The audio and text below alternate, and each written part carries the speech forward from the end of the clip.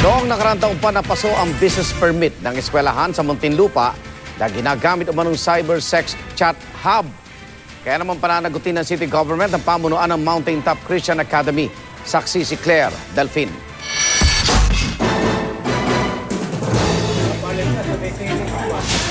May kalayuan mula sa sentro ng Muntinlupa ang Mountaintop Christian Academy.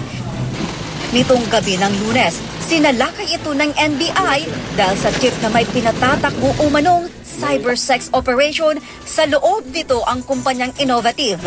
Muling giit ng pamunuan ng Mountaintop, walang kinalaman ang operasyon ng eskwelahan sa cyber sex den, lalo na raw ang kanilang mga estudyante.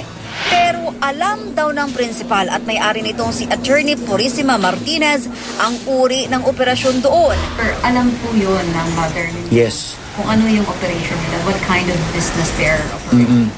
Inamin niya sa akin na financial, kaya niya yung 40,000 na rental nung call center.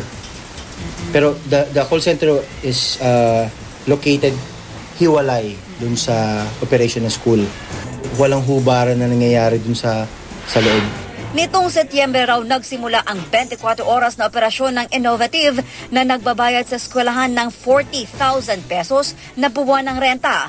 Bukod pa ang 5,000 pesos araw-araw para sa paghahatid ng kantinang eskwelahan ng pagkain sa mga nagtatrabaho sa Innovative.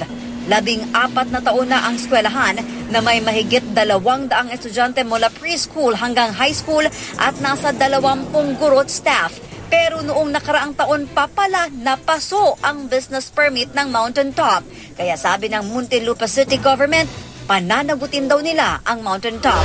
Definitely, we will not tolerate that. This case is medyo isolated dahil malayo nga yung lugar tapos nasa loob pa siya mismo ng school compound.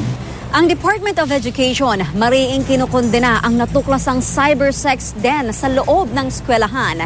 Nagsagawa na raw ito ng sariling investigasyon sa kaso at pinagtitibay na ang mga hakbang nito ukol dito.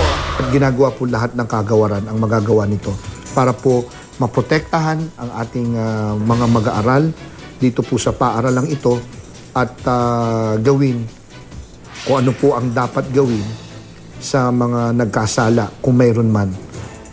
Ako si Claire Delfin, ang inyong saksi.